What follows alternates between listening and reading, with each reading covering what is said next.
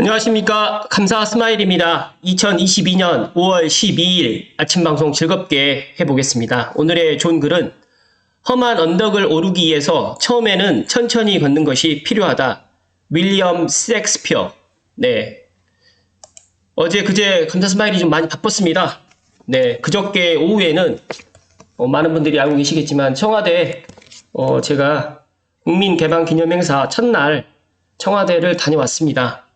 삼송에서 출발해가지고 이 경복궁역까지 가서 경복궁역에서 저는 이제 3번 출구로 나왔는데 3번 출구로 나와서 가도 되는데 아마 4번 출구로 나오셔가지고 가는 게 더 빠르고 더 좋습니다. 그래서 제가 지금 가서 보니까 여기는 한 1km 정도 되는데 한 1.3km 정도로 지금 떨어져 있어요. 그래서 청와대 사랑채 쪽으로 해가지고 가서 그전에는 이 청와대가 지금 이렇게 세부적으로 안 나왔는데 이렇게 다 나왔네요.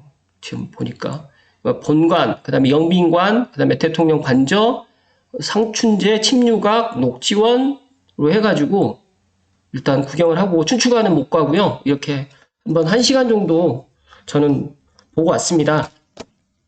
감사 스마일이 그 청와대를 갔다 온 소감을 한마디로 말씀을 드리면 한마디로는 안 되겠지만 정말 청와대는 정말 좋은 곳이었다라는 말씀 드리고 혹시라도 제 방송 보시는 분들 중에 가신 분들 계시면 이런 책자 주니까 이 청와대 국립품으로 책자 보시고 꼼꼼하게 제가 생각했을 때 2시간 이상 충분히 보셔도 될 것 같습니다. 정말 볼 곳이 너무 많고 곳곳이 너무너무 아름답더라고요. 제가 또 충격적이었던 거는 이 본관 대정원 앞에서 서울 시내가 한눈에 다 보입니다.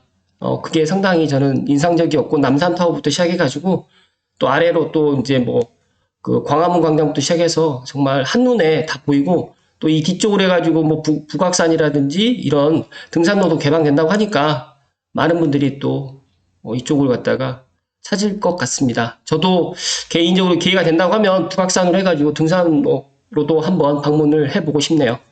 네. 오늘 방송을 하기 전에 제가 청와대 다녀온 이야기를 했는데 어제는 감사 스마일이 친구가 그 계룡대 취임을 해서 계룡대를 방문하고 오는 길에 또 평택 미군 험프리라는 그 군부대도 한번 보고 왔습니다. 평택을 다녀오면서 또 제가 또 느꼈던 거는 이제 용산 시대가 이제 이렇게 새롭게 새로운 정부에서 들어오기 때문에 용산이 빨리 개발이 될 것 같고 거기에 맞춰가지고 또 평택도 미군이 거의 한 4만 명 정도가 주둔을 하고 있는 것 같더라고요. 그래서 그런 부분도 보니까 앞으로 또 평택의 미래도 좀 밝아 보인다라는 말씀을 서두에 드리면서 저는 부동산적으로 이야기를 드리는 거니까 참고하시고 제가 오늘 방송할 주제는 박병찬의 부자병법 2022년 한경부동산 대전망 요약. 제가 이분도 제가 유튜브를 갖다가 구독을 해서 보고 있는데 이분의 그런 이야기도 상당히 와닿는 이야기가 많습니다. 그래서 감사 스마일 TV 애청을 하시는 분들께 제가 짤막하게 요약을 해서 말씀을 좀 드릴 수 있도록 하겠습니다. 2022년에 앞으로 이제 어떻게 이제 부동산이 펼쳐질 것인가 저보다 더 이제 인지도도 있으시면서 저보다 또 많이 또 공부를 하시는 분의 이 이야기를 갖다 한번 들어보는 것도 나쁘지 않을 것 같고요. 감사 스마일은 상당히 부동산 쪽으로는 그 정말 넓은 스펙트럼을 좀 가지고 좀 보았으면 더 좋겠다는 말씀을 드리면서 시작하겠습니다. 오늘 방송은 조금 다소 좀 길어지는 거 양해해 주시고요. 중간중간에 좀 필요 없는 부분들은 넘어가셔도 괜찮고요. 오늘은 좀 길게 한번 이야기 드려볼 수 있도록 하겠습니다. 부동산 불변의 절대 법칙 5가지. 첫 번째, 파동 확산 법칙. 돌이 떨어진 자리를 확인하라. 이게 무슨 뜻이냐면, 우리가 이제 잔잔한 호수에 돌을 하나 떨어뜨리면, 그 돌의 이제 파장이 이제 계속적으로 확산이 되잖아요.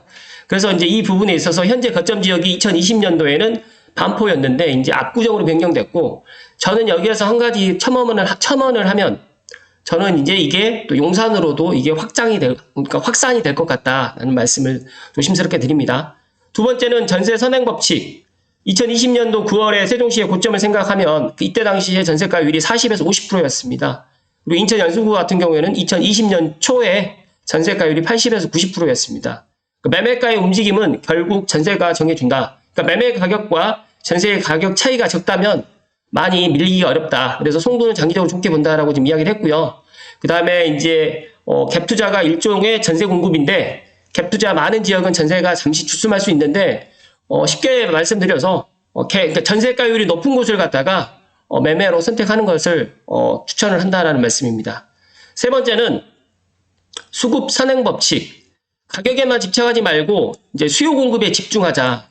빠숑님도 이야기를 했던 부분인데 이제 수요 항상 이제 가치를 갖다가 정하는 건 수요다. 공급이 없는데 수요가 많은 곳은 정말 가격이 올라가고 공급이 정말 많은데 수요가 없는 곳은 가격이 내려갑니다. 그런데 이제 가격에만 집착하지 말고 이 수요 공급에 집중을 해야 된다라는 이야기를 했고요.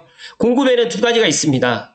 첫 번째로 신규 아파트 건설이 있고 이제 개인들의 매도 매물이 있는데 이제 3기 신도시가 이제 들어온다고 이제 발표를 했고 이 3기 신도시가 제가 판단했을 때는 윤석열 정부 끝날 때쯤에 이제 입주를 할 겁니다. 그렇기 때문에 앞으로 한 5년간은 이제 개인들이 사고 파는 매도 매물밖에 없다. 그리고 신규 아파트 공급은 쉽지 않고 시간이 많이 걸린다. 광주 화정 아이파크 사건 때문에 앞으로 아파트 공급의 그런 소요되는 시간은 더 늘어난다라는 말씀 드리고요. 또 원자재 가격 상승이라든지 여러 가지 이런 것들 때문에 제가 판단했을 때 올 하반기에는 좀 공급이 쉽지 않을 것 같다라는 말씀 드리고요. 당장은 개인들의 매도 매물이 시세에 중요하다라고 이야기를 했습니다. 네 번째로 대장 선도 법칙. 대규모 신축 아파트의 입주의 양면성. 그러니까 대량 입주가 들어가는 곳을 이제 보시면 전에 이제 할리우시티가 역전세가 있었습니다. 그러나 앞으로 장기적으로 이제 대장이 들어가게 될 경우에 많은 지역의 주거 환경과 여러 것들이 변합니다. 그런 것들을 예를 갖다 보시게 되면 마포라든지 고덕동, 명일동 일대가 그렇게 됐고요. 상암동이 다른 지역에 비해서 그러니까 다른 지역에 비해 가지고 못 올랐던 것은 시세를 견인할 만한 대단지 신축 아파트가 없었기 때문에 그렇다라는 이야기를 하는데, 그러니까 어떤 곳에 예를 들어서 이제 신축 아파트가 들어오게 되게 되면 이런 것들이 많이 변화된다. 그래서 대장 선도 법칙이라고 말씀을 했고요. 다섯 번째로는 상하 서열 법칙. 그러니까 서열부터 확인하라. 부동산 같은 경우에는 군대처럼 굉장히 수직적인 관계다. 팔거나 갈아타거나 할 때는 상위 서열로 갈아타고 또 동급으로는 갈아타기해서는 안 된다. 그냥 계시는 게 낫다라고 지금 이야기를 하는데, 강동구에서 이제 구리로 가는 거라든지 분당에서 수원을 가는 거라든지 마포에서 옥수 이런 거는 절대 하면 안 된다라고 지금 이야기를 했습니다. 감사스마일 주변에 지인분들이 삼성을 팔고 서울로 들어가겠다. 근데 은평으로 가겠다라는 거는 제가 반대합니다. 만약에 마포나 강남을 간다라고 하면 저는 찬성합니다. 은평구랑 삼성은 같이 맞붙어 있고 거의 같은 입지라고 저는 그렇게 보고 있기 때문에 이런 부분에 있어서 제 이야기를 싫어하실 분도 계시겠지만 아무튼 상위 입지로 가는 거를 상당히 추천을 한다는 이야기를 드렸고요. 서열을 결정짓는 세 가지. 첫 번째 돈, 두 번째 시간, 세 번째 입지입니다. 그러니까 내가 돈으로 만약에 해결이 안 된다고 하면 시간을 투자를 해야 되고요. 시간으로 만약에 안 된다고 하면 돈으로 투자를 해야 됩니다. 그러니까 돈, 시간이 어떻게 보면 가장 중요한데 그래도 저는 이 돈, 시간보다 더 중요한 게 부동산은 움직일 수 없기 때문에 입지, 정말 입지라는 게 정말 정말 중요하다. 그래서 저는 이 용산을 주목하는 겁니다. 왜냐하면 용산이 이제 움직일 수 없는 거잖아요. 용산에 뭐 민족공원도 들어오면서 용산 코레일 부지가 또 개발이 된다고 하면 제가 생각했을 때 강남이라든지 삼성동 못지않게 용산이 앞으로 미래 가치가 정말 높을 것 같다는 말씀 드리고요. 여기서는 이제 마포를 예를 들었는데 잠실처럼 학교나 은행, 지하철, 공원을 만든다고 치면 돈이랑 시간이 얼마나 들까? 그런 것들에 이제 격차다라는 이야기를 했습니다. 그래서 서울 구축과 경기도 신축 20년 뒤를 가정해봐라 라고 이야기를 했는데 저는 좀 생각이 좀 다른 게 서울 구축을 갖다가 할 바에는 저는 경기도 특히 과천이라든지 뭐 예를 들어서 광명이라든지 하남이라든지 뭐 남양주 뭐 다산 신도시라든지 또 삼성벨트라든지 이런데 신축을 갖다가 하는 것도 저는 나쁘지 않게 보입니다. 왜냐하면 교통망이라든지 일자리 계속 확충되기 때문에 그렇게 이야기를 드리고요. 여기에서 2008년도 같은 금융위기가 터진다면 미국, 유럽보다 중국이 가능성이 더 높다라고 지금 이야기를 했고요.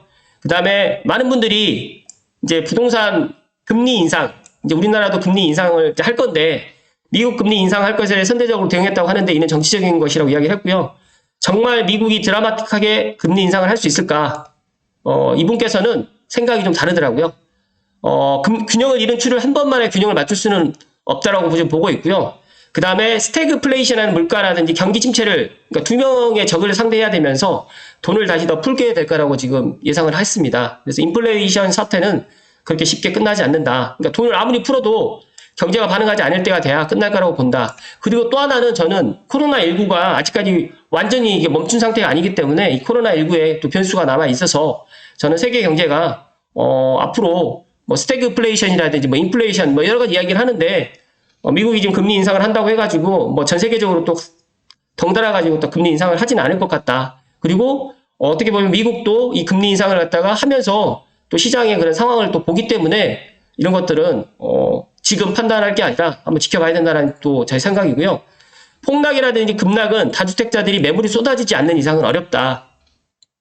엊그제 이제 제가 이제 또 이야기를 드렸는데, 기획재정부에서 또 이야기를 드렸는데, 저는 6월 1일 전에는, 지금 현 정부에서, 윤석열 정부에서 움직임이 없을 거예요. 6월 1일까지는 아마 지방자치단체장 선거를 보면서 민심도 파악하고 본격적인 대책은 6월 1일 이후에 좀 나올 거라고 저는 전망합니다. 그렇기 때문에 제 방송을 보시는 분들은 의사결정을 갖다가 좀 하실 분들은 6월 1일 전에 빨리 하시고 나는 좀 더 기다려보겠다라고 하시면 6월 1일 이후에 한번 지켜보시는 게 추천드리고요. 그 다음에 양도세, 중과세 폐지한다면 즉각 매수는 피하고 단기 관망하는 게 좋다라고 하는데 이분 생각이 저도 어느 정도 이제 동의를 하는데 양도세, 중과세 폐지했다고 해가지고 뭐 다주택자들이 매물을 한꺼번에 넣어놓는다고 저는 절대 그렇게 생각하지 않습니다. 그렇기 때문에 이런 부분 한번 지켜보시면 좋을 듯 하고요. 최근에 이제 나오는 급매물은 모두 특수관계인 간의 거래이기 때문에 뉴스기사에 현혹되지 말라고 이야기했고요. 그다음에 초고가 주택의 신고율은 가반을 넘는 상황이고요. 시장의 행보는 배장이 지금 알려주고 있다. 폭락설에 휘둘리는 매도인의 급매물을 잡아야 된다라고 또 이야기를 했는데 안타까운 거는 가격이 더 떨어지면 산다라고 지금 항상 그렇게 마인드를 갖고 계신 분들이 계세요. 근데 가격이 더 떨어져도 사지 못합니다. 그렇기 때문에 하루라도 저는 빨리 내 집 마련을 해야 된다라는 말씀을 다시 한번 강조해서 이야기를 드리고요. 작년에 디플레 얘기 나왔고요. 디플레는 인플레 오고 간 후에 오기 때문에 인플레가 이제 시작 중인데 디플레가 나온다는 건 말이 안 된다라는 이야기를 했습니다. 금전적 손실만이 아니라 돈을 벌 기회를 놓친 것도 손해다. 어떻게 보면 뭐 문재인 정부 때 내 집을 팔고 지금 전세로 거주하신 분도 계실 거고 또 2년 전에 금매를 갖다 못 잡으신 분도 계실 거고 여러 뭐 다양하게 계실 거라고 생각하고 있습니다. 그래서 감사선배에게도 오셔가지고 정말 하소연을 너무 많이 하세요. 그러니까 몇 년 전에 내가 아파트를 분양을 받을 기회가 있었는데 그걸 놓쳤다라고 이야기를 하는데 제가 그분들께도 이런 이야기 드렸지만 항상 지나간 거에 대해서 후회하지 마십시오. 앞으로 또 기회가 옵니다. 그렇기 때문에 그런 것들을 명심하시고 부동산 가치가 올라가는 게 아니라 화폐 가치가 하락했다. 지금 1억의 가치가 쉽게 말해서 1년 전에 1억의 가치, 10년 전에 1억의 가치랑 지금의 1억의 가치가 다르거든요.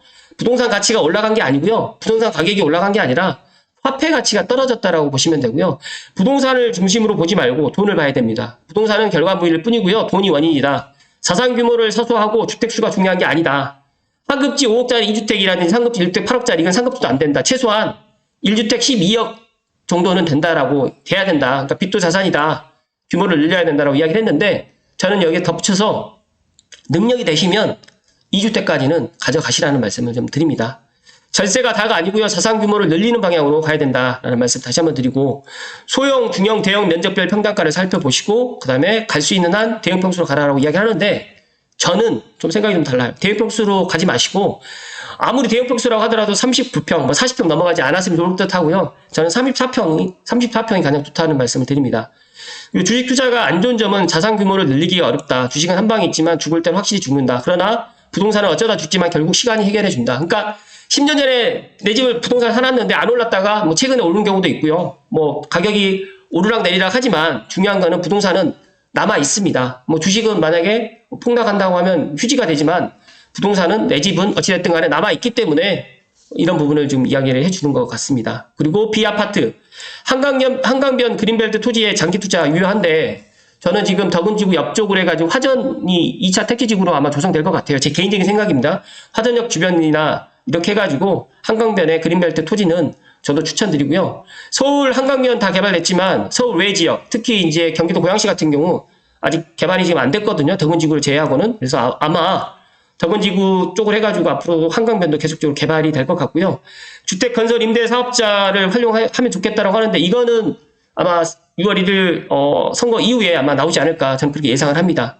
그리고 서울 빌라 같은 경우도 지금 많이 올랐고요. 10년 만에 재개발 이슈가 지금 엄청나게 지금 극대화되고 있는데 저는 그렇게 생각합니다. 만약에 올해 재개발 이슈가 만약에 뭐 예를 들어서 여러 가지 상황 때문에 안 된다고 하더라도 어찌 됐든 간에 윤석열 정부 기간에는 이 재개발은 이루어진다. 그리고 일기 신도시 특별법도 들어갈 것이다라는 말씀을 드립니다. 그리고 2022년에 급등 가능성을 갖다 전망을 했는데 저는 올 하반기에 수도권 특히 서울 뭐 그다음에 수도권에서도 정말 입지가 좋은 곳은 급등할 수도 있겠다라는 저는 그렇게 생각을 하고 있습니다. 마지막으로 이제 감사 스마일 생각을 좀 말씀을 좀 드리면 물 한 잔만 마시고 말씀을 드리겠습니다.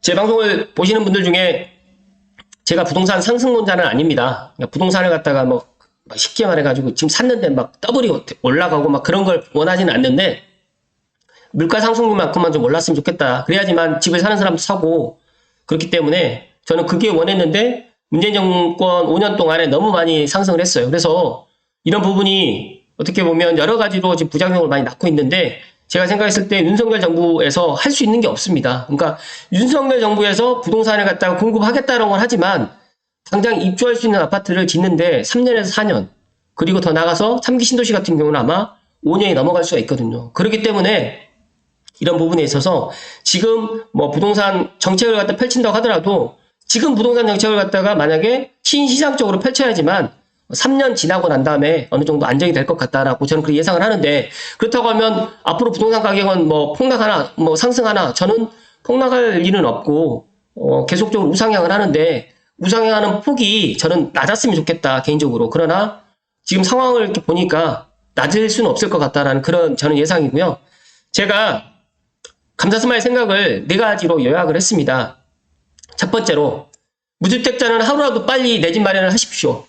이거는 뭐 제가 부동산을 해서 이런 이야기 드리는 게 아니라 정말 제 방송을 들으신 분들이 무주택자분들이 많다라는 걸 제가 알고 있습니다. 그렇기 때문에 하루라도 빨리 내 집 마련을 하시라는 말씀을 정말 소신껏 이야기 드리고요. 두 번째, 1주택보다는 능력이 되시면 2주택 포지션으로 가시라. 지금 똘똘한 한 채라고 자꾸 이야기를 하는데 제가 판단했을 때 똘똘한 한 채에서 이제 똘똘한 2채까지는 아니어도 능력이 되시는 분들은 2주택 포지션으로 지금 많이 또 가고 있습니다. 그렇기 때문에 2주택 포지션으로 가는 것도 나쁘지 않다라는 말씀 드리고요. 세 번째로는 부동산 공부는 정말 꾸준히 계속 하시라. 제가 어제 이제 대전에서 이제 친구들하고 이제 식사를 하면서 저한테 이런 이야기를 하더라고요. 야, 그냥 부동산을 지금부터 조금 빨리 알았으면 좋았을 텐데라고 이야기를 하는데 제가 지금도 늦지 않았다. 지금 제 이제 친구들 또래가 40대 후반이거든요.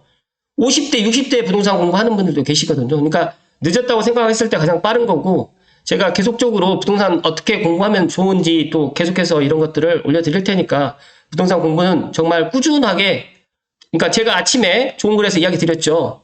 험한 언덕을 오르기에 처음에는 천천히 걷는 것이 필요한 것처럼 항상 스텝 바이 스텝으로 하는 게 좋습니다. 감사 스마일 아침에 플랭크도 하고 있는데 운동을 갖다 저도 운동을 갖다 했던 사람이다 보니까 꾸준하게 그러니까 몸에 무리가 가지 않도록 천천히 하는 거를 갖다 추천드리는 것처럼 부동산 공부도 꾸준히 천천히 계속 하셔야 됩니다.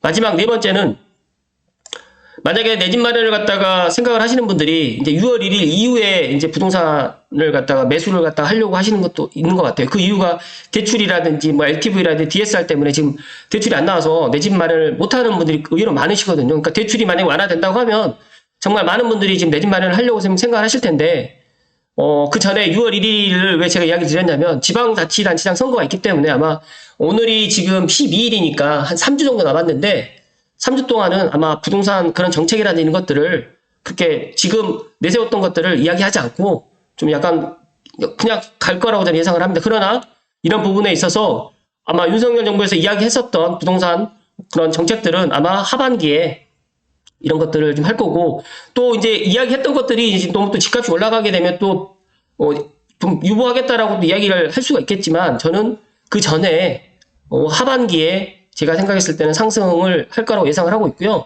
또 박병찬 부동산 투자병법에서도 이야기를 드렸기 때문에 이런 부분에 있어서 제 방송을 들으신 분들만이라도 부동산 변화를 갖다가 좀 감지하셔서 남들보다 좀 먼저 빠르게 좀 투자를 하는 것도 제가 추천드리고요. 제가 누누이 말씀드리지만 제가 청와대 가는 거 30분밖에 안 걸렸어요. 삼성역에서. 믿지 않으시죠? 대중교통 비용 1,300원 늘었네요. 100원 더 들어갔으니까. 그러니까 어떻게 생각하면 경복궁까지 20분도 안 걸린 것 같고 20분 정도밖에 안 걸린 것 같고 그 다음에 경복궁역에서 내려가지고 걸어가는데 10분, 그러니까 30분밖에 안 걸리지 않았는데 청와대를 가는데도 여기 삼성에서는 30분밖에 걸리지 않는다. 대중교통으로. 자차로 가게 되면 뭐 차가 많이 막히니까 어쩔 수 없는 거고 제가 이렇게 이야기 드린 것처럼 고양시, 덕양구, 특히 삼성벨트가 지금 상당히 전평가되어 있습니다. 그러니까 제가 매도하시는 분들한테는 올 하반기 이후에 매도하라고 제가 이야기 드리는 것처럼 매수하시는 분들은 올 전반기 늦어도 7월 전에 매수하는 걸 제가 추천드립니다. 그렇기 때문에 제 방송을 들으시는 감사스마일TV 애청자분들만이라도 제 이야기에 좀 귀를 기울여 주시고 제가 어제 그 계룡대 들렸다가 평택 들렸다가 이제 고양시 오는데 진짜 고양시 쪽으로 해가지고 차들이 엄청 많이 막히고 서부 간선도로가 이제 지하로 해가지고 개통되다 보니까 상당히 좀 빨리 또 오게 되다 보니까 여러 가지로 지금 서부권 그리고 인천 쪽으로 해가지고 또 도로망이라든지 교통망이 확충되다 보니까 저는 2022년을 갖다가 지금 보는 게 아니라 2023년, 2025년을 지금 내다보고 고양시의 미래 가치는 점점 좋아진다. 그리고 평택도 앞으로 또 좋아질 것 같고 제가 판단했을 때 수도권 한 2시간 이내, 자차거리 2시간 이내, 100km 이내 정도면 충분히 앞으로 수도권 대순환 제1순환 고속도로도 있고 2순환 고속도로 있는 것처럼 수도권을 갖다 또 전체를 아울릴 수 있는 또 전체를 갖다 아울릴 수 있는 GTX EF도 지금 이야기가 지금 나오고 있는데 여러 가지로 이런 것들이 된다고 하면 정말 수도권은 지금보다 더 많은 사람들이 살 것 같고요. 아무튼 2022년 환경부동산 대전망 박병찬님 부자병법에서 이야기했던 것들을 제가 제 방송에 짤막하게 요약을 했으니까 관심 있으신 분들은 또 박병찬 부자병법 직접 검색하셔가지고 들어가서 보시고 제가 지금 이야기했던 사항 명심했으면 좋겠습니다. 오늘 다소 길게 이야기 드렸는데 감사스마일이 정말 감사한 거는 여러 가지가 있겠지만 제가 부족한 방송인데 최근에 또 구독자도 좀 많이 늘어났고요. 5,000명 구독자 이벤트를 6월 말 전에는 아마 할 수도 있을 것 같구나. 제가 구독과 좋아요는 감사스마일의 방송을 하는데 큰 힘이 됩니다라고 이야기를 갖다가 매일 하고 싶지만 제가 매일 안 하는 이유가 있습니다. 아무튼 제 찐팬들을 앞으로 계속적으로 만들어 나갈 거고요. 그리고 부동산 쪽으로 감사스마일이 제 방송을 통해 가지고 모르시는 분들 그리고 저를 통해 가지고 또 1주택, 2주택으로 또 상위 입주로 또 갈아타는 방법, 무주택자 또 창릉 3기 신도시 분양을 받는 방법도 제가 계속해서 업로드를 해드릴 테니까 지금처럼 많이들 사랑해 주십시오. 그리고 끝으로 청와대 5월 22일까지 지금 관람 계획되어 있는데 꼭 가보시라는 말씀 끝으로 드리면서 오늘 방송 마칠 수 있도록 하겠습니다. 다소 길었는데 오늘 그래도 간만에 길게 방송해서 개인적으로 상당히 기쁩니다. 오늘 하루도 건강하시고 행복하십시오. 고맙습니다.